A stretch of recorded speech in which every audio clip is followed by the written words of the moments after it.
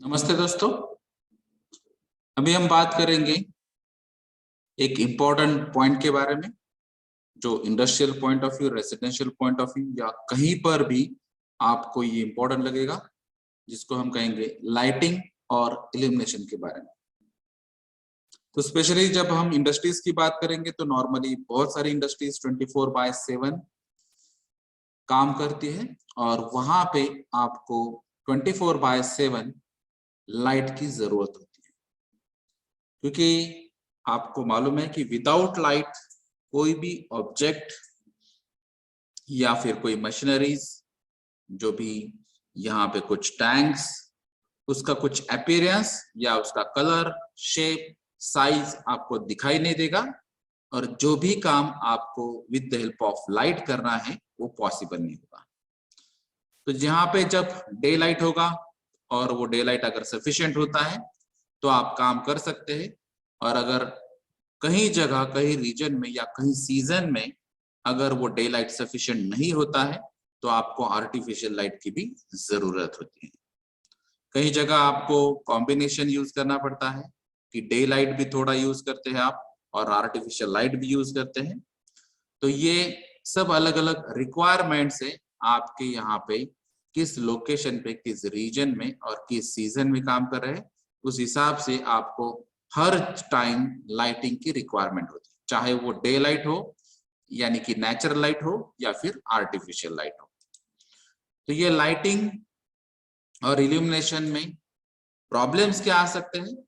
तो in case अगर आप लाइटिंग प्रॉपर यूज नहीं कर रहे या फिर आपके यहाँ पे पुअर लाइट अवेलेबल है, इनसफिशिएंट लाइट है, तो आपको जो एग्जैक्ट काम करना है शायद उसकी इफिशियंसी या उसका जो रेट है वो कम हो जाएगा, या फिर उसका क्वालिटी पे भी इफेक्ट हो सकता है कि आपको एग्जैक्ट जो काम करना है वो इनसफिशिएंट लाइट की वजह से वो कर नहीं पा रहे। दूसरा भी एक रीजन हो सकता है कि अगर इन केस लाइट बहुत ज्यादा है रिक्वायरमेंट से तो उसको हम ग्लेयर कहते हैं। तो अगर ये ग्लेयर भी होता है तो उसकी वजह से भी आई स्ट्रेन आता है, आंखों को क्लियर आपको दिखाई नहीं देगा और उसकी वजह से भी आपके काम के इफिशियंसी पे भी और क्वालिटी पे भी निगेटिव इम्पैक्ट हो सकता है। इन केस अगर लाइट सफिशिएंट है लेकिन कॉन्ट्रास्ट इम्प्रॉपर है, जैसे कि अगर आपको जहाँ पे लाइट की रिक्वायरमेंट है, लाइट का सोर्स वहां पे अवेलेबल है, इंटेंसिटी है, लेकिन अगर आपने कॉन्ट्रास्ट कलर ठीक से नहीं चॉइस किए, जैसे कि अगर आपको रिक्वायरमेंट है रिफ्लेक्शन की और आपने वहां पे अगर डार्क कलर यूज किए तो वो डार्क कलर का प्रॉपर्टी होता है कि मैक्सिमम लाइट एब्जॉर्ब करना। जैसे कि ब्लैक कलर नॉर्मली यूटिलाइज होता है 100% एब्जॉर्प्शन के लिए, तो अगर यहाँ पे एब्जॉर्ब हो जाता है तो लाइट सोर्स होने के बावजूद आप ठीक तरह से काम नहीं कर पाएंगे। और वाइस वर्सा केस भी हो सकती है कि ऑलरेडी डे लाइट ज्यादा अवेलेबल है, आर्टिफिशियल लाइट भी अवेलेबल है, और फिर आपने प्योर व्हाइट कलर अगर आपने यूज किया, रिफ्लेक्टर यूज किया, तो वहां पर भी ग्लेयर के चांसेस हो जाते हैं। तो इम्प्रॉपर कॉन्ट्रास्ट की वजह से भी चांसेस यहाँ पे हो सकते हैं कि आपका जो काम है वो ठीक तरह से नहीं हो पाएगा। अभी कुछ जगह ऐसे भी प्रॉब्लम है कि आपके यहाँ पे सोर्सेस अवेलेबल है, कॉन्ट्रास्ट भी अवेलेबल है, लेकिन जो लाइट का डिस्ट्रीब्यूशन है वो ठीक तरह से नहीं है, तो यहाँ पे वो भी प्रॉब्लम आ सकता है। या फिर कहीं पे आपको फ्लिकरिंग इफेक्ट जो होता है वो भी आ सकता है, यानी कि इंटेंसिटी या लैंप्स या कुछ ऑब्स्ट्रक्शन की वजह से या फिर कुछ गलत एंगल की वजह से भी यहाँ पे आपको जो स्पीड है या फिर कहीं पे रोटेशनरी मशीनरीज है उसके बारे में आपको ठीक से जजमेंट नहीं आ पाएगा। जैसे अभी कुछ बहुत ज्यादा स्पीड से अगर कुछ ब्लेड्स यहाँ पे है या फिर फैन के ब्लेड्स या कुछ अलग इक्विपमेंट्स के ब्लेड्स यहाँ पे मूव कर रहे हैं, लेकिन आपको अगर लग रहा है कि यहाँ पे ये स्लो है या फिर स्टेशनरी है, यानी कि ये चल नहीं रही है, अगर आपको ऐसा लगता है तो इसको हम फ्लिकरिंग इफेक्ट कहते हैं। तो ये वाइस वर्सा भी हो सकता है। तो ये डिपेंड्स है, कहीं पे आपको क्लॉकवाइज डायरेक्शन में जाने वाली रोटेशनरी मशीनरीज शायद एंटी क्लॉकवाइज दिखेगी या एंटी क्लॉकवाइज में जाने वाली क्लॉकवाइज भी दिखेगी। तो ये अलग अलग इफेक्ट्स अलग अलग हो सकते हैं, जिसको हम टेक्निकली स्ट्रोबोस्कोपिक इफेक्ट भी कहते हैं। तो अगर पुअर लाइटिंग प्रोविजन है तो यहाँ पे ऐसे बहुत सारे अलग अलग प्रॉब्लम आ सकते हैं। तो एग्जैक्टली ये लाइटिंग फिनोमिना क्या है, उसका सिस्टम क्या है और ये सेफ्टी से कैसे लिंक करता है। तो लाइटिंग में अगर आप देखेंगे तो ये एक इलेक्ट्रोमैग्नेटिक विजिबल रेडिएशन है और इसका जो रेंज है वो है 380 टू 760 नैनोमीटर्स। अगर ओवरऑल सिस्टम जो लाइटिंग सिस्टम कहा जाता है उसको हम कहेंगे ल्यूमिनरी, यानी कि ये कंप्लीट लाइटिंग यूनिट है जिसमें लैंप भी आता है, क्योंकि नॉर्मली जब कॉमन पर्सन बात करते हैं तो लाइटिंग जब हम बात करते हैं तो हम सिर्फ लैंप या ट्यूब्स के बारे में बात करते हैं, लेकिन रियलिटी में जब ये सिस्टम की बात करेंगे हम लाइटिंग सिस्टम, तो उसमें लैंप भी आएगा, ग्लोब भी आएगा, रिफ्लेक्टर आएगा, हाउसिंग आएगा, सपोर्ट्स आएंगे, ये बहुत सारे एलिमेंट्स इसमें एक ही सिस्टम में आएंगे जिसको लाइटिंग सिस्टम कहते हैं और टेक्निकली जिसको हम ल्यूमिनरी कहेंगे। अब इसका जो लिंक है वो सेफ्टी ओरिएंटेड ऐसा है कि अगर यहाँ पे पुअर लाइटिंग होगी तो यहाँ पे मिस जजमेंट के चांसेस है, या फिर जो आपको शेप या साइज या कलर जो है वो आपको ठीक तरह से नहीं दिखाई देगा और जिसकी वजह से आपका काम बिगड़ सकता है, या फिर यहाँ पे कुछ हजार्ड भी प्रोड्यूस हो सकता है।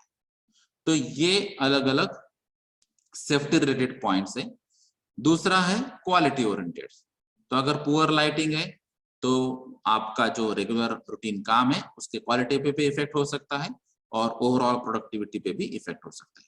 जैसे अगर आपको कुछ माइक्रो लेवल का काम दिया गया है, अगर सिंपल सा पेन है और पेन का प्लास्टिक बर आपको निकालना है, या फिर छोटा सा मेटल पार्ट है और उसका बर निकालना है और आप ये प्रोसेस मैन्युअली करते होंगे, तो उसके लिए आपको सफिशिएंट लाइट की रिक्वायरमेंट है। अगर सफिशिएंट लाइट ना होने की वजह से अगर वो बर ठीक तरह से नहीं आपने निकाला या फिर बर ही आपको दिखाई नहीं दिया तो वो क्वालिटी पे इफेक्ट करने वाला है। तीसरा पॉइंट है हेल्थ हजार्ड ओरिएंटेड।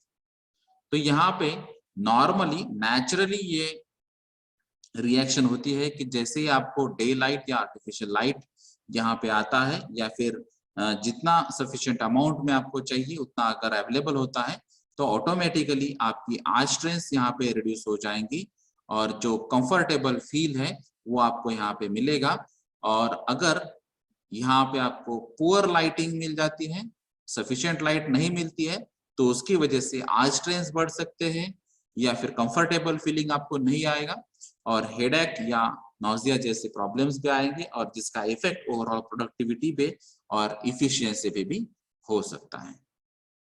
तो ये मेन पर्पस लाइटिंग का ये फिनोमेना या बैकग्राउंड जो है, आपको पुअर लाइटिंग की वजह से क्या प्रॉब्लम होते हैं उसी बेसिस पे आपको पता चलेगा कि लाइटिंग का पर्पस क्या है। तो ये सिंपल सा पर्पस है कि जहां पे आपको विजुअल टास्क करना है, आपको देख के जो भी काम करने हैं उसके लिए आपको गुड लाइटिंग नेसेसरी है। तो इंडस्ट्रीज में जो भी ऑब्जेक्ट्स होते हैं, जो भी अलग अलग इक्विपमेंट मशीनरी टूल्स होते हैं, उनको हैंडल करने के लिए आपको सफिशिएंट लाइट की रिक्वायरमेंट होती है। अगर ये लाइट सफिशिएंट नहीं है या फिर लाइट ही नहीं है तो वहां पे उसका ऑब्जेक्ट का अपीयरेंस या उसका कलर या शेप साइज इसका कोई मायने नहीं रखता और ये आपको ठीक से काम नहीं कर रहे हैं। तो तीसरा पॉइंट है फिजियोलॉजिकल फंक्शन। जैसे हमने बात की थी कि अगर यहाँ पे डे लाइट या नेचुरल या फिर आर्टिफिशियल लाइट आपके यहाँ पे अवेलेबल है तो आपकी बॉडी उस हिसाब से काम करेगी, आई स्ट्रेंस कम हो जाएंगे, आपको कंफर्टेबल फील मिलेगा, आपको हेडेक जैसे प्रॉब्लम्स नहीं आएंगे और आपकी मेटाबॉलिक एक्टिविटीज भी चेंज होगी। तो यहाँ पे कुछ अच्छे इफेक्ट्स हो सकते हैं अगर सफिशिएंट लाइट अवेलेबल है, और अगर ये पुअर लाइटिंग अवेलेबल है, इनसफिशिएंट लाइट है, तो यहाँ पे वाइस वर्सा केस यानी कि नेगेटिव इफेक्ट आपके हेल्थ पे भी हो सकते हैं, इसीलिए लाइटिंग नेसेसरी है। इसके बेनिफिट्स क्या है? तो ऑब्वियसली आपको जो ह्यूमन इंटरेक्शन करना है या फिर जो आपको काम करना है, आपको अलग अलग गेजेस चेक करने हैं, अलग अलग डिस्प्लेज आपको देखने हैं, अलग अलग प्रोसीजर्स आपको पढ़नी है, आपको अलग अलग साइंस एंड सिंबल्स को जान लेना है या फिर कलर्स को जान लेना है और उस हिसाब से काम करना है। ये सब करने के लिए आपको इल्यूमिनेशन की जरूरत है और प्रॉपर इल्यूमिनेशन होना जरूरी है, इसीलिए आपको कुछ स्टैंडर्ड्स और कुछ गाइडलाइंस, आपको कुछ पर्टिकुलर इंटेंसिटी या ल्यूमिनस या लक्स फॉर्म में आपको कुछ स्टैंडर्ड गाइडलाइंस भी देती है, और वो अगर होता है तभी आप अच्छी तरह से काम कर पाएंगे। जहां पर आपको क्वालिटी भी रिक्वायर्ड होगी, जहां पर क्वांटिटी रिक्वायर्ड होगी, इफिशियंसी अच्छी होनी चाहिए, प्रोडक्टिविटी अच्छी होनी चाहिए, इसलिए लाइट का या इल्यूमिनेशन का बहुत ज्यादा इंपॉर्टेंस है। इसके अलावा जहां पर कलर का इंपॉर्टेंस है, वहां पर भी आपको गुड इल्यूमिनेशन की रिक्वायरमेंट है। जैसे नॉर्मली अगर हम बात करेंगे तो CRI कलर रेंडरिंग इंडेक्स भी वहां पे होता है टेक्निकली। तो कलर रेंडरिंग इंडेक्स अगर आपका 90-95 के रीजन में होगा, परसेंटेज में होगा, तो वहां पे एक्सेलेंट कैटेगरीज वाले लाइट्स वहां पे अवेलेबल है, ये आपको पता चलेगा। अगर इनकेस कलर का इश्यू होता है इनसफिशिएंट लाइट या पुअर लाइटिंग की वजह से, तो यहाँ पे आपके जो अलग अलग आपने स्टेप्स अडॉप्ट किए हैं वो गलत हो सकते हैं, गलत प्रोसीजर आप अडॉप्ट कर सकते हैं, या फिर गलत जजमेंट आप ले सकते हैं।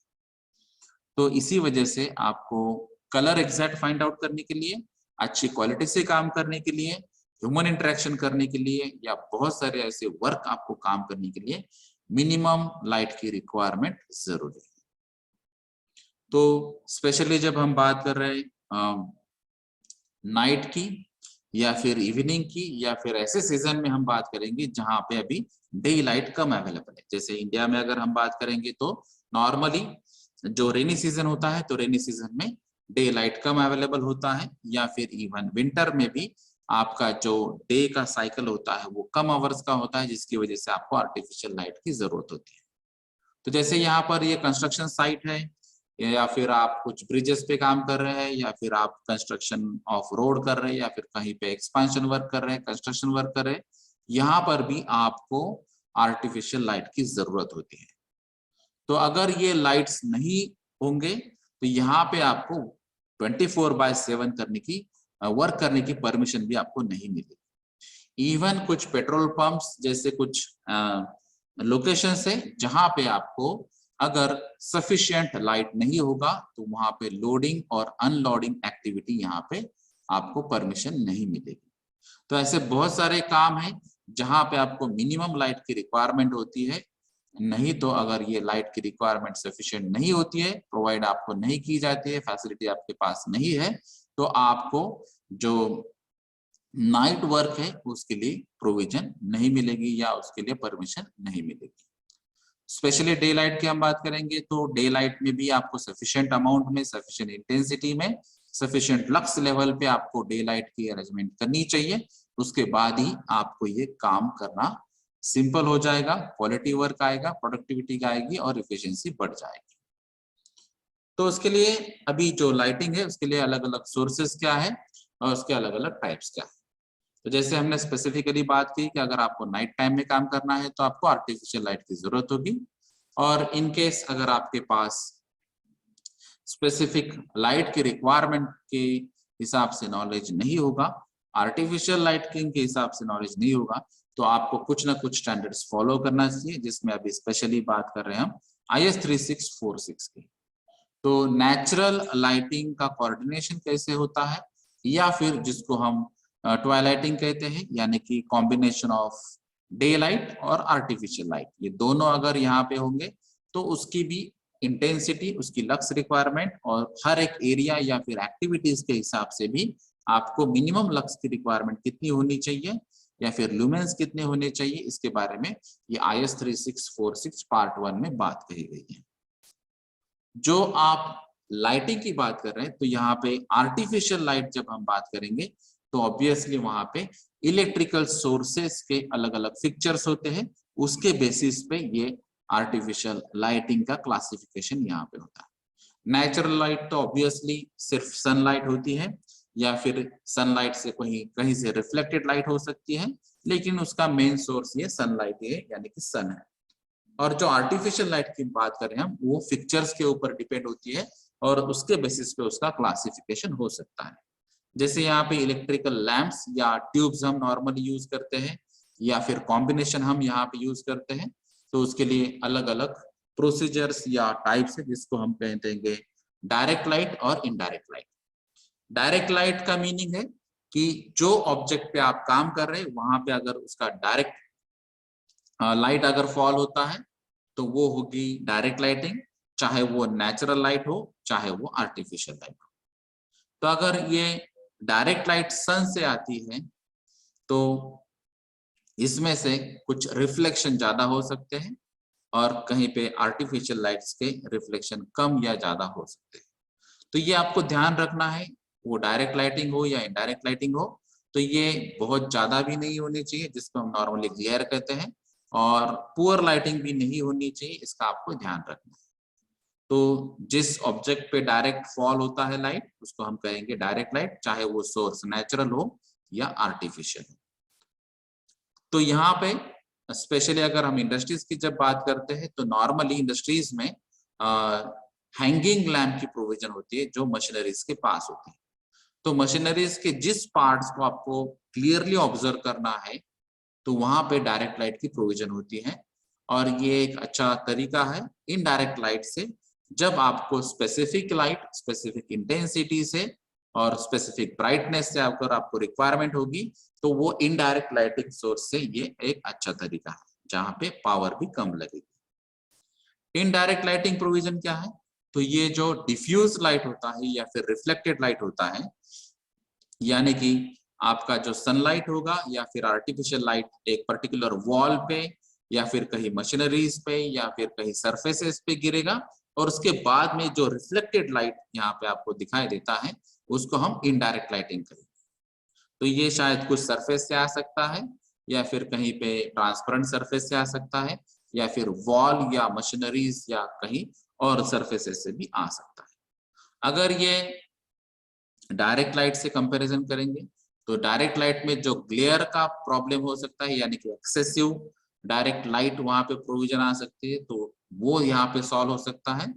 और अगर आपने डायरेक्ट लाइट यूज किया है, आपको एक कम क्वांटिटी में ही ब्राइटनेस और रिक्वायरमेंट है, तो ये आपके लिए कंफर्टेबल तरीका हो सकता है। तो जहां पे आपको खास लाइटिंग की जरूरत नहीं है वहां पे आप इनडायरेक्ट लाइटिंग को प्रेफरेंस देना चाहिए, और जहां पे आपको स्पेसिफिक ब्राइटनेस से स्पेसिफिक फोकस करना है एक्टिविटी या ऑब्जेक्ट, तो वहां पे आपको डायरेक्ट लाइटिंग यूज करना चाहिए। कहीं जगह आपको ये कॉम्बिनेशन करना चाहिए, जैसे कि सेमी डायरेक्ट और सेमी इनडायरेक्ट लाइट हम जिसको कहते हैं। तो अगर आपको कुछ एक्टिविटीज ऐसी है जो शायद कॉम्बिनेशन हो, यानी कि आप मशीनरी पे कुछ ऑब्जेक्टिव पे फोकस भी कर रहे हैं, तो वहां पे डायरेक्ट लाइटिंग की जरूरत होगी, और उस मशीनरीज के बाजू में आएंगे और जो भी दूसरी एक्टिविटीज होंगी शायद वहां पे आपको इनडायरेक्ट लाइट की जरूरत होगी। तो ये एक ही रीजन में एक ही डिपार्टमेंट में आपको ये डायरेक्ट लाइट और इनडायरेक्ट लाइट यूज करनी चाहिए, जिसको हम कॉम्बिनेशन कहते हैं। तो ये सफिशिएंट अमाउंट में रिक्वायरमेंट फुलफिल हो रही है या नहीं है, इसके लिए आपको लक्स मेजरमेंट करना जरूरी है। तो ये लाइटिंग की प्रोविजन डायरेक्ट हो या इनडायरेक्ट हो या सेमी डायरेक्ट हो, आपको मेजरमेंट करना नेसेसरी है। और फिर ये मेजरमेंट से आपको पता चलेगा कि कितना लाइट सोर्स, कौन सा लाइट सोर्स यूज हो रहा है, उसमें से जो मेन लाइट की रिक्वायरमेंट वो कितनी फुलफिल हो रही है, और फिर रिमेनिंग जो एनर्जी है वो वेस्ट कहाँ पे जा रही है। तो नॉर्मली जब हम लैम्प्स की बात करते हैं तो लैम्प्स में heat as a wastage energy जाती है, और ये आपकी मेन लाइट की रिक्वायरमेंट होती है। तो जैसे यहाँ पे अगर आप बात करेंगे तो ये ओल्ड या कन्वेंशनल डिजाइन था इनकैंडेसेंट लैम्प्स। तो इनकैंडेसेंट लैम्प्स नॉर्मली ये टंगस्टन या हैलोजन जैसे जो एलिमेंट्स है उसके यूज होते थे। तो ये टंगस्टन लैम्प सबसे पुराना तरीका था, और ये येलोइश बल्ब जिसको हम नॉर्मली कहते हैं ये हम यूज करते थे। और इसमें से अगर आप देखेंगे तो इसमें 97% हीट और सिर्फ 3% लाइट आती थी। यानी कि ये इनकैंडेसेंट लैम्प जब आप चालू करते थे तो इसमें से हीट ज्यादा आती थी, और इसीलिए कुछ जगह इसका यूज भी किया जाता था कि जहां पे आपको कंडीशंस ड्राई रखनी है तो वहां पे आप इनकैंडेसेंट लैंप्स यूज करते थे, क्योंकि यहाँ पे हीट सबसे ज्यादा आती है। लेकिन इसकी वजह से ये प्रॉब्लम भी है कि एनर्जी वेस्टेज बहुत ज्यादा जाती है, इलेक्ट्रिक सप्लाई यहाँ पे आपको ज्यादा करना पड़ेगा।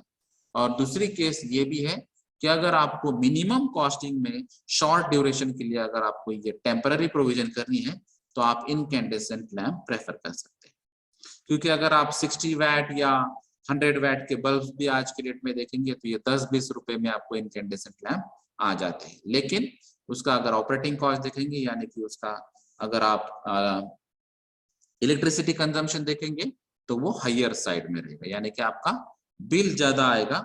इसीलिए आपको अगर शॉर्ट ड्यूरेशन के लिए, टेम्पररी वर्क के लिए अगर आपको काम करना है, तभी आप इनकैंडेसेंट लैंप को यूज करना चाहिए। अदरवाइज आपके पास फ्लोरोसेंट या सोडियम वेपर जैसे लैंप्स अवेलेबल है, जिसका यहाँ पे जो लाइट आउटपुट है वो 10% या 20% तक जा सकता है। यहाँ पर भी हीट यानी कि वेस्ट ऑफ एनर्जी भी अवेलेबल है। तो ये लैंप्स में स्पेशली होता है, इसीलिए आज की डेट में लैंप्स को रिप्लेसमेंट ट्यूब से किया गया है और बहुत सारे एलईडी से भी किया गया है। तो आज की डेट में अगर हम देखेंगे तो अलग अलग लैंप्स की प्रोविजन भी अवेलेबल है जो रिक्वायरमेंट के बेसिस पे हम यूज करते हैं। लेकिन बहुत सारी जगह अभी लैंप्स की जगह हम ट्यूब्स यूज कर रहे हैं, और उसमें भी जो पहले आते थे इनकैंडेसेंट लैंप, उसके बाद में हमने CFL को रिप्लेस किया, उसके बाद में ट्यूब्स को रेफर किया, और अभी आज के डेट में हम LED ट्यूब्स यूज कर रहे हैं। तो जहां पे इंटेंसिटी लक्स की रिक्वायरमेंट भी फुलफिल हो जाती है, और उसका जो इलेक्ट्रिसिटी कंजम्पशन है वो भी बहुत कम हो जाता है। तो ये लैंप्स अगर हम देखेंगे तो इसमें लैंप्स में बहुत अलग अलग टाइप्स है, जैसे कि इनकैंडेसेंट फिलामेंट लैंप, जिसकी हमने बात की थी कि टंगस्टन या हैलोजन एलिमेंट वहां पे यूज होता है। लेकिन इसका डिसएडवांटेज है कि ये शॉर्ट लाइफ वाले लैंप्स है और इसकी एफिशिएंसी भी बहुत कम है। सेकंड है हैलोजन लैंप्स। तो ये हैलोजन लैंप्स में जो स्पेशली टेरेन लाइटिंग, यहाँ पे ओपन स्पेस या फिर ग्राउंड्स या फिर मिलिट्री एरियाज जो होते हैं वहां पे ये इसकी जरूरत होती है हैलोजन लैंप्स की, या फिर कुछ ऑटोमोबाइल हेड ड्राइविंग लाइट्स के लिए भी यहाँ पे जरूरत हो सकती है। अगर आप ओपन स्पेस पे या बहुत ज्यादा एरिया में आपको लाइट यूटिलाइज करना है तो वहां पे आप halogen lamps even automobile head में भी यूज कर सकते हैं। उसके अलावा है फ्लोरोसेंट लैंप्स। तो ये मीडियम हाइट की प्रोविजन के लिए, सीलिंग्स के लिए ये यूजफुल है, और यहाँ पे कुछ जगह अगर रिक्वायरमेंट अगर होगी तो उस हिसाब से आप HPMV लैंप्स भी यूज कर सकते हैं, यानी कि high pressure mercury vapour lamps भी आप यूज कर सकते हैं, या फिर आप कॉम्बिनेशन भी ये यूज कर सकते हैं। तो जहां पर आपको इफिशियंसी हायर साइड में चाहिए, लाइफ लॉन्ग आपको यूज करना है, लो ब्राइटनेस चाहिए और मिनिमम ग्लेयर चाहिए, मिनिमम शेडोज यूज होने चाहिए, कलर रेंडरिंग जो है वो नियर अबाउट डे लाइट के इक्विवेलेंट होनी चाहिए, तो उस हिसाब से आपको फ्लोरोसेंट लाइट्स को यूज करना चाहिए। तो इसकी कॉस्टिंग थोड़ी सी हायर साइड में रहेगी, लेकिन ये सभी प्रॉब्लम्स आपके यहाँ पे सॉल्व हो सकते हैं या सेटिस्फाई हो सकते हैं। तो ये स्पेशली आर्टिफिशियल लाइट की जहाँ पे कंपल्सरी रिक्वायरमेंट है, या कलर रेंडरिंग इफेक्ट जो हम कहेंगे, या फिर कलर रेंडरिंग इंडेक्स 1995 प्लस अगर आपको रिक्वायरमेंट है तो वहां पे आपको ये फ्लोरोसेंट लैंप की जरूरत होगी। उसके अलावा है मर्क्यूरी वेपर लैंप्स। तो ये कलर करेक्टेड जहां पे आपको रिक्वायरमेंट है, या फिर आपको इकोनॉमिकल रिक्वायरमेंट सेटिस्फाई करनी है, या फिर आपको कुछ बिल्डिंग्स का वर्क करना है, स्टील वर्क्स करना है और हायर हाइट पे आपको काम करना है, या फिर जो स्टोरेज एरियाज हैं, या फिर जो बड़े क्लॉक्स होते हैं रेलवे स्टेशन या बस स्टैंड्स वगैरह पे, या फिर रोडवेज पे अगर आपको कुछ काम करना है, कंस्ट्रक्शन का काम करना है, तो ऐसी जगह आपको मर्क्यूरी वेपर लैंप्स यूज करना चाहिए। तो यहाँ पे कलर रेंडरिंग इतना इम्पोर्टेंट नहीं है, और यहाँ पे आपको हाई हाइट की रिक्वायरमेंट और इकोनॉमिकल कंडीशंस के हिसाब से अगर आपको वर्कआउट करना है तो मर्क्यूरी वेपर लैंप सुटेबल है। अगर आपको कलर रेंडरिंग की रिक्वायरमेंट है तो आपके लिए फ्लोरोसेंट लैंप सुटेबल है। उसके अलावा अगर लैंप्स देखेंगे तो उसमें है सोडियम वेपर लैंप्स। तो यहाँ पे ये इंटीरियर लाइटिंग के लिए नॉर्मली यूज किया जाता है, और यहाँ पे पुअर कलर रेंडरिंग प्रॉपर्टीज है इसकी सोडियम वेपर लैंप्स की। तो अगर आपको इतना इफेक्ट या फिर इतना रिक्वायरमेंट नहीं है कलर रेंडरिंग के हिसाब से या CRI इंडेक्स के हिसाब से, तो आप सोडियम वेपर लैंप्स यूज कर सकते हैं। इसमें अभी लो प्रेशर सोडियम लैंप्स भी है, और हाई प्रेशर सोडियम लैंप्स भी अवेलेबल है। तो जहाँ पे ये open spaces, grounds, military areas की रिक्वायरमेंट है या फिर रोड लाइटिंग के लिए रिक्वायरमेंट है, तो आप low pressure sodium lamps use कर सकते हैं। या फिर अगर हॉल्स की हाइट हायर साइड में, तो वहां पर भी आप ये रिक्वायरमेंट फुलफिल कर सकते हैं low pressure sodium vapour lamps के हिसाब से। और जहां पर आपको कलर रेंडरिंग की रिक्वायरमेंट है और हाई हाइट्स पे भी आपको काम करना है, तो वहां पे आप हाई प्रेशर सोडियम लैंप्स को यूज कर सकते हैं। तो ये इसका हाई प्रेशर सोडियम लैंप्स अगर आप देखेंगे तो इसका रेंज है 77 ल्यूमेंस पर वैट टू 140 ल्यूमेंस पर वैट।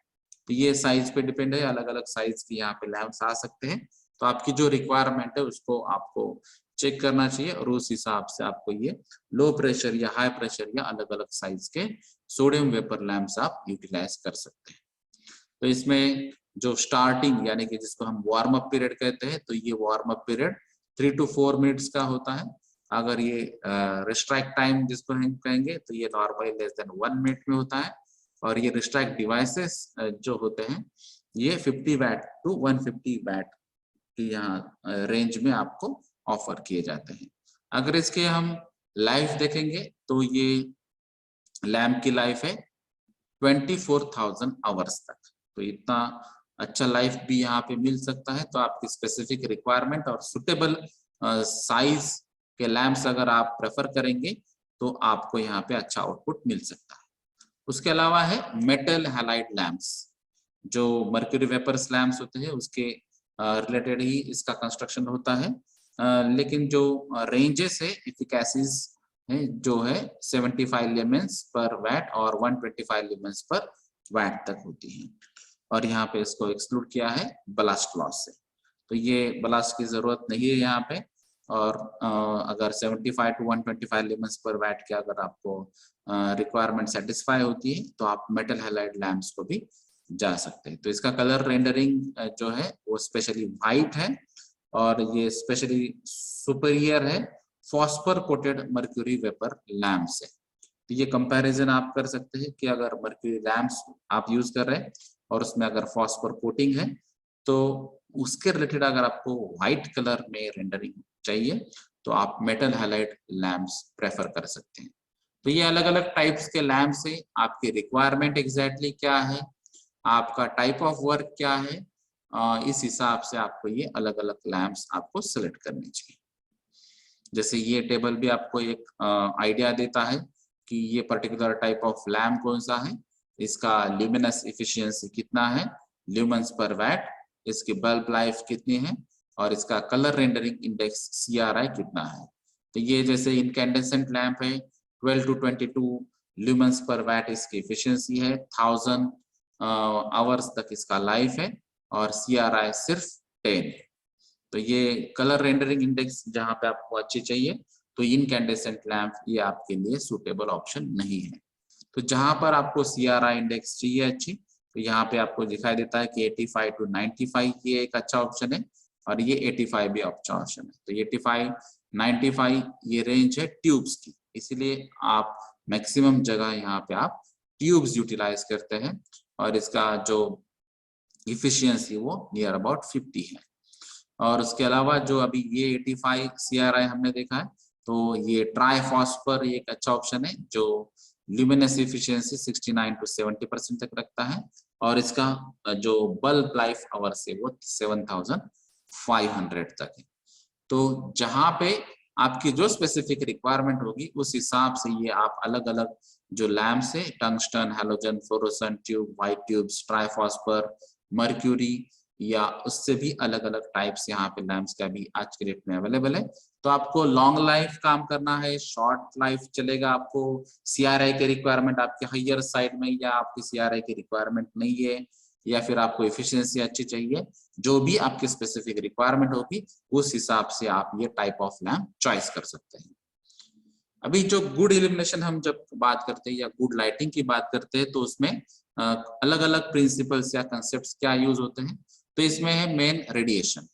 तो ये ल्यूमिनस रेडिएशन जो एक्सर्ट होता है तो ये इसका इफेक्ट आपके बॉडी पर भी होता है, जैसे कि नर्वस सिस्टम या पल्स रेट या जो इंटेंसिटी है उसकी मेटाबॉलिक रिएक्शन जो होती है उस पे भी इफेक्ट होता है, और इसलिए इसका मेन इफेक्ट साइकोलॉजिकल भी होता है। जैसे ही अगर आप कुछ डार्क एरिया में बैठे हैं, काम कर रहे हैं, तो यहाँ पे आपके ऊपर साइकोलॉजिकल प्लस फिजियोलॉजिकल भी इफेक्ट होता है। जैसे ही आपकी मिनिमम लाइट की रिक्वायरमेंट फुलफिल हो जाती है तो आप एक्टिव हो जाते हैं और उस हिसाब से काम करने लगते हैं। तो चाहे वो लाइट का सोर्स डे लाइट हो या फिर आर्टिफिशियल लाइट हो।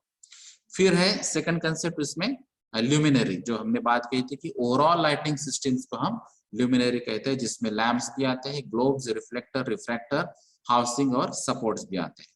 फिर इसमें थर्ड है ल्यूमिनस फ्लक्स।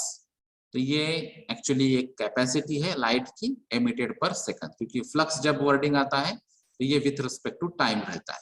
तो ये लक्स की रिक्वायरमेंट या फिर एमिशन ऑफ लाइट की रिक्वायरमेंट पर सेकंड कितनी है उसको हम ल्यूमिनस फ्लक्स कहते हैं। ल्यूमिनस इंटेंसिटी होती है luminous flux emitted per unit of solid and angle in a given direction।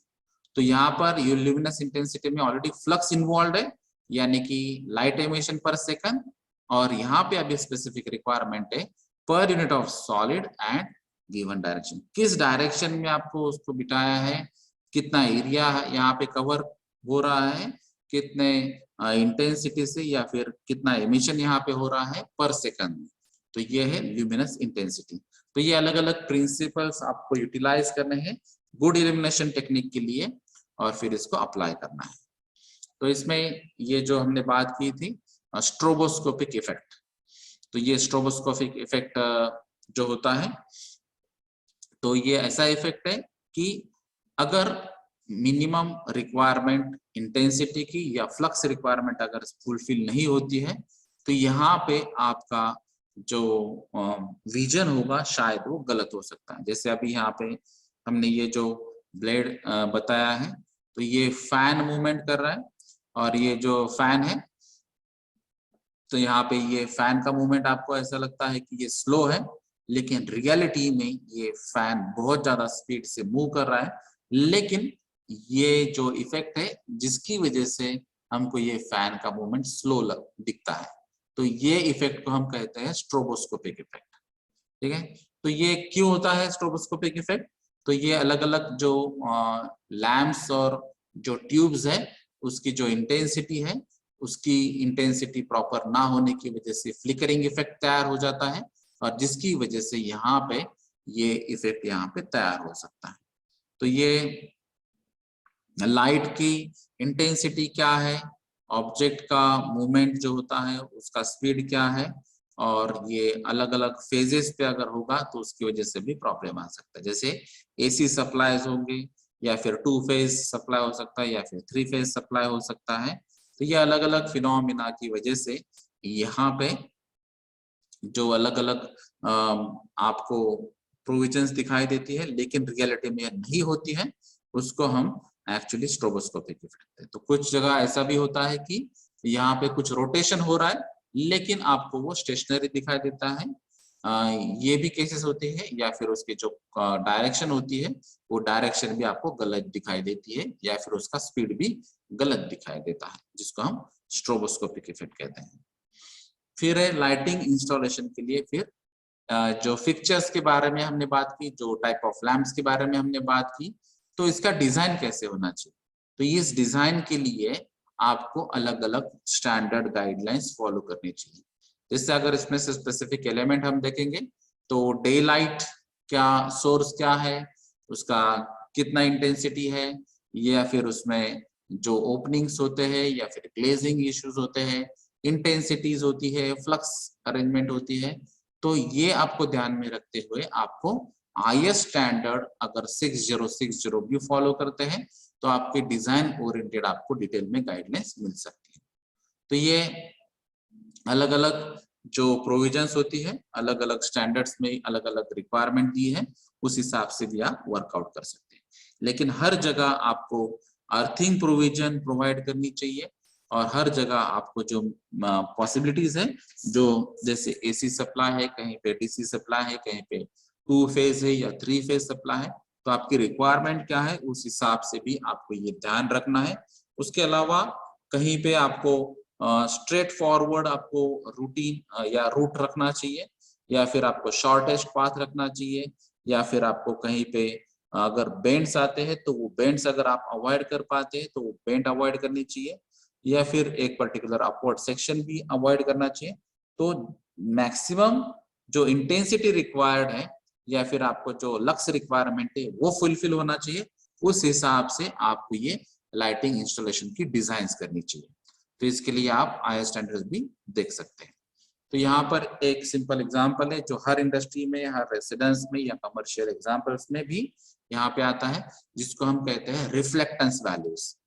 तो आपके ओवरऑल जो भी स्ट्रक्चर होगा, ऑफिस होगा, इंडस्ट्री होगी, तो वहां पर अलग अलग रिफ्लेक्टेंस कैसे होते हैं ऑब्जेक्ट्स पे, ये यहाँ पे ये टेबल आपको कुछ गाइडलाइंस देगा। जैसे कि यहाँ पे सीलिंग है, तो सीलिंग के सर्फेसेस जो होते हैं वो 80 to 90% रिफ्लेक्टेंस वैल्यूज देते हैं। जो वॉल्स होते हैं वो 40 to 60% वैल्यूज देते हैं। वो जो डेस्क और बेंचेस के टॉप्स होते हैं या फिर मशीन और इक्विपमेंट्स होते हैं वो 25 to 45 देते हैं। और जो फ्लोर्स होते हैं वो नॉर्मली 20% तक आपको यहाँ पे रिफ्लेक्टेंस देते हैं।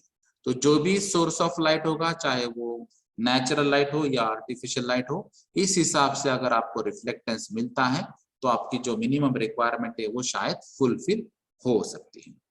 अगर कुछ यहाँ पे जो डायरेक्ट लाइट की हमने बात की थी, तो यहाँ पे अगर आपने लैंप्स यूटिलाइज किया है और लैंप की डायरेक्शन एग्जैक्टली क्या होनी चाहिए ये आपको यहाँ पे पता चलेगा इस पिक्चर थ्रू। तो ये अगर आपका लैंप है और ये लैंप अगर जहाँ पे ऑब्जेक्ट नहीं है उसके बाजू में यहाँ पे ये लाइट रिफ्लेक्ट हो रहा है, तो ये ठीक तरीका है कि आपके डायरेक्ट आईज जो है उस आईज पे ये रिफ्लेक्शन नहीं है या फिर डायरेक्ट लाइट प्रोविजन नहीं है। अगर ये लाइट की जो पोजीशन है, ये लैंप्स की प्रोविजन है, ये लैंप की अगर प्रोविजन ऐसी होती है जिसकी वजह से ये रिफ्लेक्टेड लाइट आपके आईज पे या फेस पे आ सकता है, जिसकी वजह से आई स्ट्रेन प्रॉब्लम होगा और आपका जो जजमेंट है वो लॉस हो सकता है। या फिर अगर आपने ये पोजीशन देखी तो आपका ये जो लैंप है जिसको हम फिक्स लैंप कहते हैं, तो फिक्स लैंप अगर यहाँ पे होगा तो रिफ्लेक्शन आपके बॉडी पे जा सकता है लेकिन फेस या आईज पे नहीं आ रहा है, तो ये भी ठीक तरीका है। लेकिन अगर आपने ये ऐसे लैंप्स की पोजीशन चेंज कर दी तो यहाँ पे शायद रिफ्लेक्शन आपके आईज पे आ सकता है, तो ये गलत तरीका है। तो ये अलग अलग जो तरीके हैं लैंप्स के या फिर लैंप पोजीशन के या लैंप फिक्सेशन के, ये भी आपको ट्राई करना है। जो भी कंफर्टेबल तरीका होगा उसको आपको अडॉप्ट करना है, क्योंकि मेन ऑब्जेक्टिव है कि सफिशिएंट लाइट का यूटिलाइजेशन करने, इल्यूमिनेशन करके आपको कंफर्टेबल काम करना है, जिससे आपकी एफिशिएंसी बढ़ेगी, प्रोडक्टिविटी बढ़ेगी और आपके हेल्थ पे पॉजिटिव इफेक्ट रहेगा, आपकी बॉडी पॉजिटिवली रिएक्ट कर पाएगी। तो इसीलिए कुछ रिकमेंडेड ऑप्टिमम स्टैंडर्ड्स है जो इल्यूमिनेशन के लिए आप फॉलो कर सकते हैं। तो यहाँ पे अलग अलग एलिमेंट्स आपको ध्यान में रखते हुए आपके अलग अलग गाइडलाइंस आपको फॉलो करना है। जैसे आपका मेन ऑब्जेक्टिव जो है क्वालिटी, क्वांटिटी और आपका जो प्रोडक्टिविटी है, इफिशियंसी है, उसके रिलेटेड। तो जो वर्कर्स जहाँ पे काम कर रहे हैं उसका एज का भी ध्यान रखना है, उसकी हाइट का भी ध्यान रखना है, उसका एक्चुअली जो मिनिमम विजुअल रिक्वायरमेंट्स है, काम का तरीका क्या है, उसका भी ध्यान रखना है।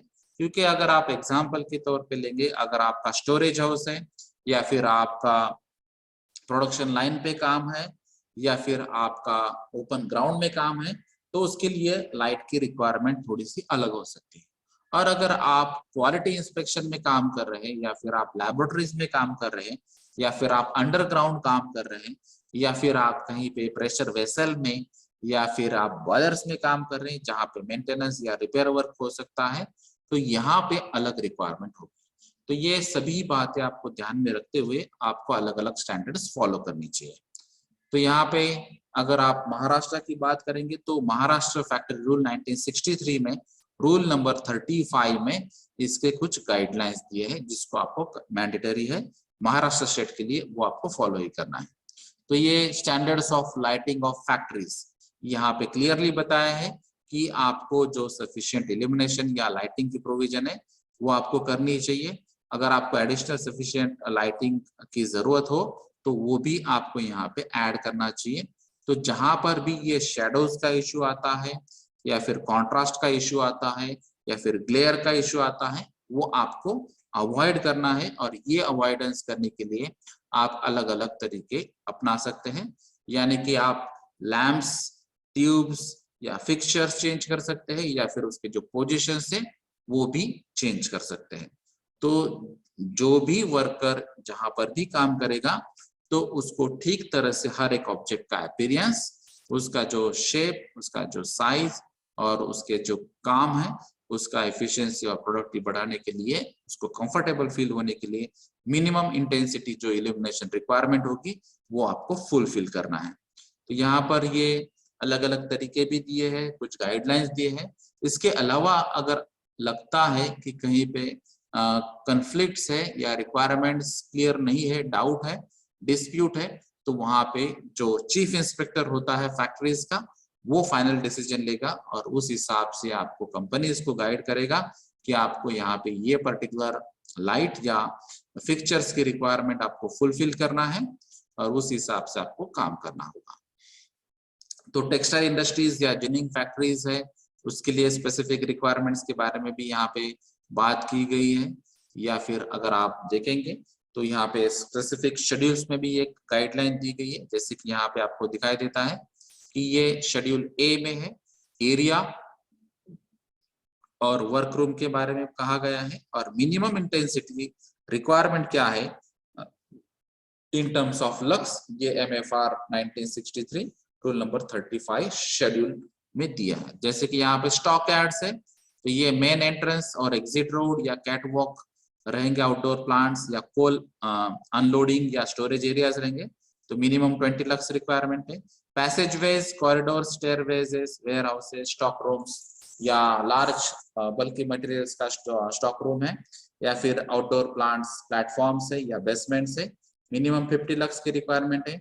बॉयलर रूम्स या इंजन रूम्स है या फिर पैसेंजर और फ्रेट एलिवेटर से या कन्वेयर से, क्रेटिंग्स या बॉक्सिंग डिपार्टमेंट से, स्टोर रूम से या फिर जो मीडियम और फाइन मटेरियल्स का स्टोरेज आपको करना है, लॉकर्स के रूम से या टॉयलेट वॉशरूम से, वहां पे मिनिमम 100 लक्स की रिक्वायरमेंट है। यहाँ पे अगर कुछ स्पेसिफिक एग्जांपल्स भी है जो शेड्यूल बी में दिए गए हैं, नेचर ऑफ वर्क दिया है, कुछ एग्जांपल दिए हैं और उसकी मिनिमम रिक्वायरमेंट। जैसे यहाँ पे डिस्क्रिमिनेशन जहाँ पे अगर क्लियर नहीं है और वहां पे अगर आपको रिक्वायरमेंट है, जैसे यहाँ पे कोर्स नेचर है मटेरियल हैंडल करने के लिए या फिर रफ सॉर्टिंग है, ग्राइंडिंग है, हैंडलिंग ऑफ कोल या एशेस की रिक्वायरमेंट है, तो यहाँ पे मिनिमम 50 लक्स है। अगर जहाँ पे सेमी फिनिश्ड आयरन या स्टील प्रोडक्ट्स है या फिर रफ असेंबलिंग है या फिर मिलिंग प्रोविजन है, ओपनिंग है, कार्डिंग है, ड्राइंग है, स्लबिंग है, रोविंग है, स्पिनिंग है, तो ये कॉटन ओरिएंटेड जो इंडस्ट्रीज के जो एक्टिविटीज है अलग अलग, उसके लिए मिनिमम 100 लक्स की रिक्वायरमेंट है। जहां पे मीडियम लेवल की असेंबली या फिर rough bench work, machine work, inspection, testing या कैनिंग, सॉइंग, वेनरिंग, प्लानिंग या फिर सेविंग, ये भी टेक्सटाइल ओरिएंटेड जो भी रिक्वायरमेंट है उसके बारे में यहाँ पे अलग अलग एक्टिविटीज दी है, तो इसके लिए मिनिमम 200 लक्स की रिक्वायरमेंट है। और यहाँ पे अगर मीडियम बेंच या मीडियम मशीन वर्क आपको फाइन टेस्टिंग करना है, फ्लोर ग्रेडिंग करना है, लेदर फिनिशिंग करना है, विविंग कॉटन गुड्स है या फिर लाइट कलर वुलन गुड्स है या फिर वेल्डिंग सब असेंबली है, ड्रिलिंग प्रोसेस है, रिवेटिंग प्रोसेस है, बुक बाइंडिंग प्रोसेस है या फिर फोल्डिंग प्रोसेस है, ये अलग अलग जो एक्टिविटीज है उसके जैसे एग्जाम्पल्स अगर होंगे तो वहां पर 300 लक्स की रिक्वायरमेंट है। तो ये शेड्यूल ए और शेड्यूल बी में अलग अलग प्रोविजंस दी है।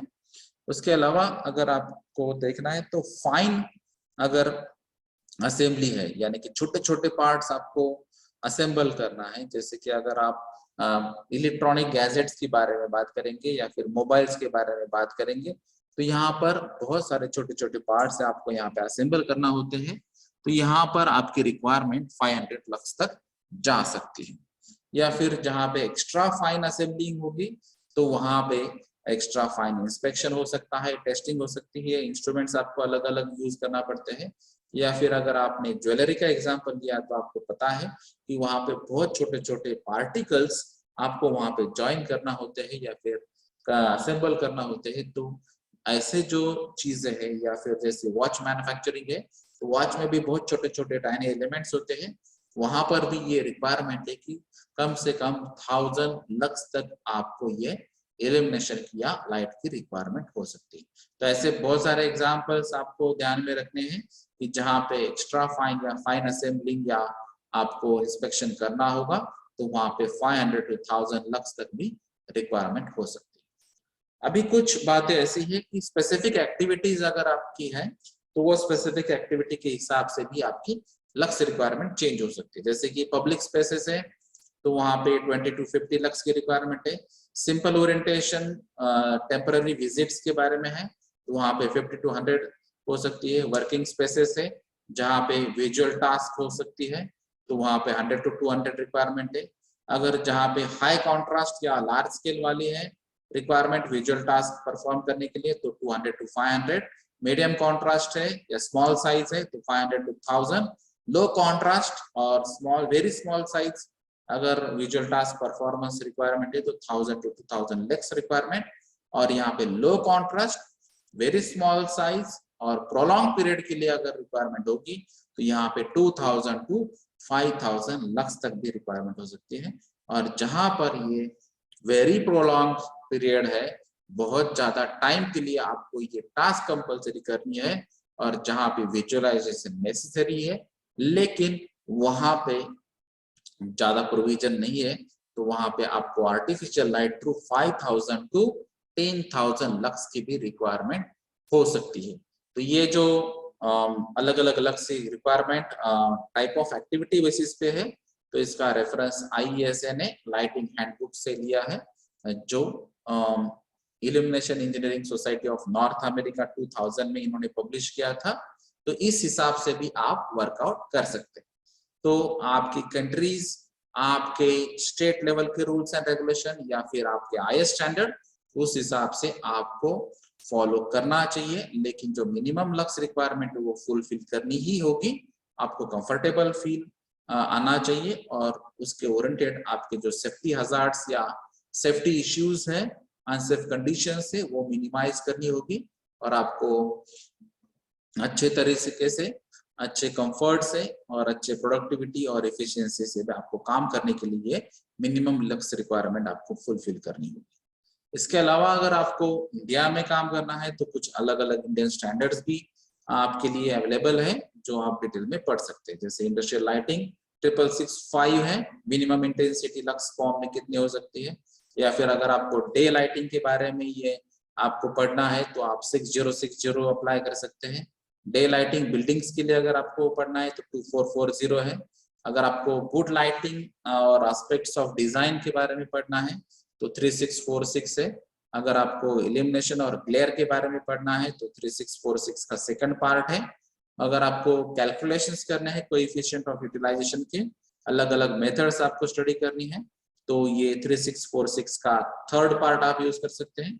और फिर जो इलेक्ट्रोटेक्निकल वोकैबुलरी है, अलग अलग टर्मिनोलॉजीज इसमें है, तो ये पार्ट 16 में है 1885 के।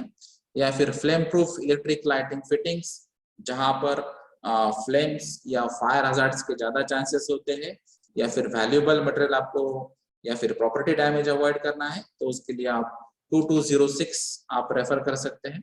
या फिर dust proof electric lighting fittings के लिए 4012, dust tight electric lighting fitting 4013, और माइनर्स के लिए जो माइंस में काम करते हैं, उन लोगों के लिए जो कैप लैंप्स होते हैं, उसके डिजाइन और उसके एस्पेक्ट्स के लिए आप IS 2596 पढ़ सकते हैं। तो ये अलग अलग इंडियन स्टैंडर्ड्स, अलग अलग जो MFR या स्टेट रूल्स, या फिर अलग अलग जो हैंडबुक्स अवेलेबल हैं, वो आप पढ़ सकते हैं, और आपको फिर इल्यूमिनेशन या लाइटिंग की जो मिनिमम प्रोविजन है, उसके बारे में आप जानकारी ले सकते हैं। Thank you.